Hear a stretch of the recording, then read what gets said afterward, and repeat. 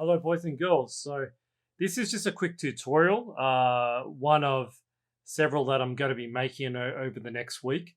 So this one I got inspiration from a question a student had about how to make an object fly. So in good style, I thought it had a few other features and I'll just show you this take. So let's have a look first and then I'm going to break down the code a little bit more for you guys.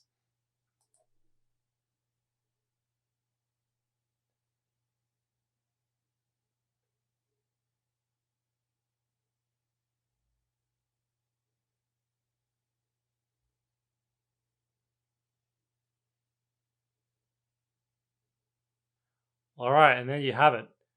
And I'll just play it a second time just so you can see.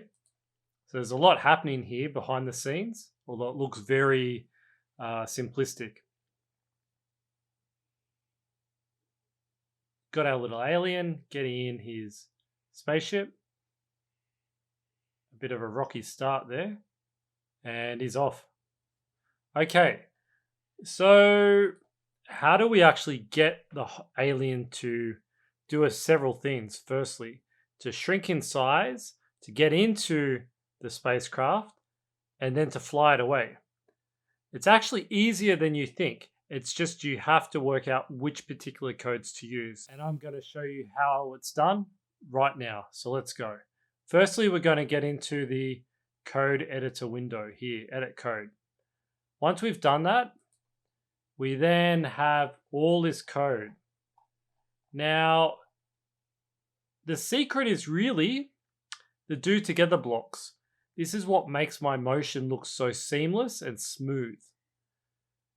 To actually get your spacecraft to go in the air, it's really simple.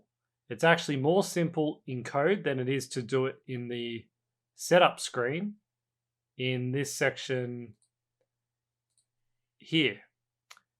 And that is simply, it's just over here. This is it. Move up by 1. The next parts here is where the UFO, the spaceship, is shaky, which is here, this one, and this one. This is where it's rolling over itself. And I can show you.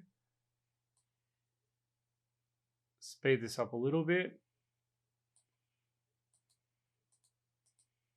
This part here, that is what that code is relating to.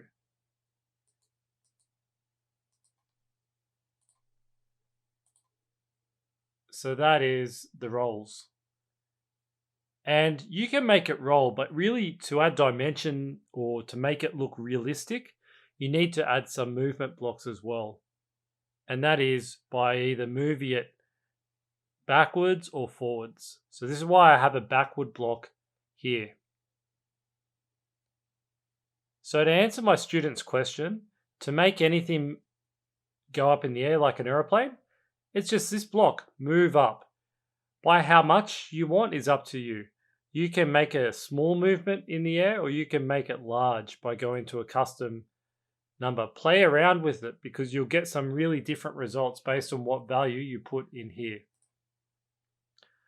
So let's start off with the speech. That's pretty obvious. That's going to be in this block here and then in this block. To get the alien to sort of make a hand gesture, that's a few sequences. It's the shoulder and then also it is the elbow and wrist. So I've done two things. I've put the shoulder back. I've then got the arm to be raised. And then when he turns around, I want him to lower his arm. So that process I'm going to show you. This is the first part of those two blocks, and that's the second part.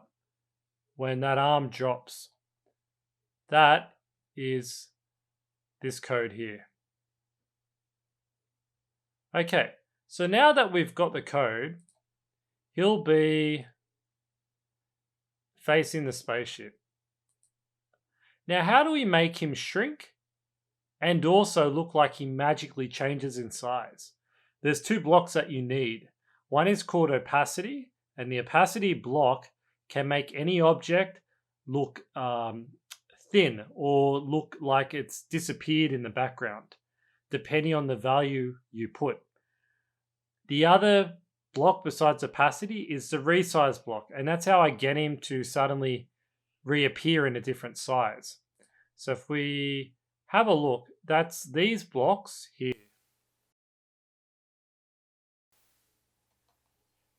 Then I want to as well add this block and do this together. But this is to do with the actual spacecraft, because I have to make the spacecraft look like it's disappeared and then it goes into the air. So let's have a look at the vanishing of the alien and the spacecraft.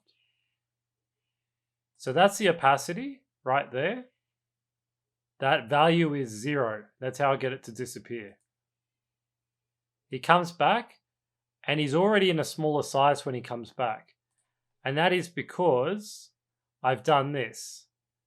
I've resized him and I've reset the opacity to 1. When I have it as 1, he reappears. So when he's disappeared, I shrink his size and then I make him reappear. And I move him forward to the spaceship. So this block here, let's have a look at what this does.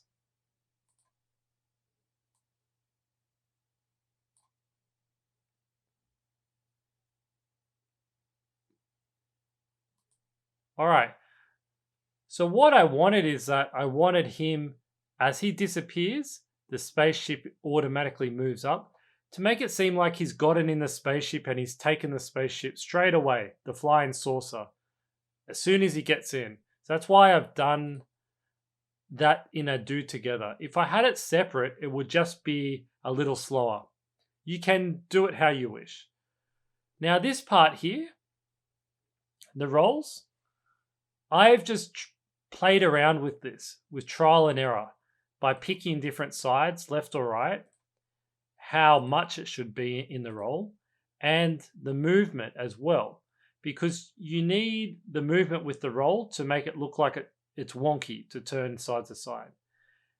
The backwards block, that makes it move into the background, and that's what gives it that dimension that it's moving around the place. After you do these, you then get to this block. And this is the thing where I make it seem like he's going to another galaxy or different planet by moving this spaceship right back in the screen.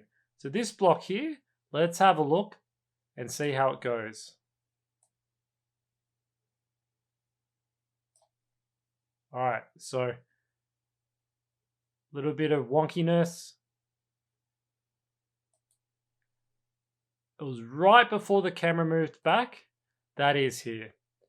And I've done camera movement as well, just so it allows us to see the whole movement of this little space ship, the flying saucer. So that in the end is pretty much all the code.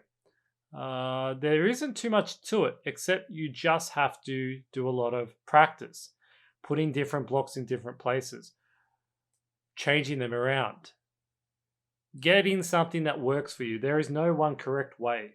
There are many answers to get the movement in Alice the way you want it for your animation. So now that you have that knowledge, go ahead, make your animation. I will point out one really good tip or trick that you can use when you're doing your animation in the code window. To check if things work or not, you can right click and disable boxes or coding blocks. And that allows you then to see if you have a problem or not. If I thought that this block here wasn't the problem, but it was this one, I can disable it. And then if it suddenly works perfectly or it works how I wanted it to, I know I need to get rid of this block. So I would just put it in the bin. I'm not going to do that because that block actually works, but I'm just showing you this is a way to do some trial and error. All right, so you've learnt in this how to make characters disappear, how to move an object in the sky, and how to make it move in the background. and resizing a character. I'll do some other animations, but you've learned a few things already. So have a go. See if you can do this or something else with some of this code. All right, boys and girls, I'll see you sometime soon. Keep focused.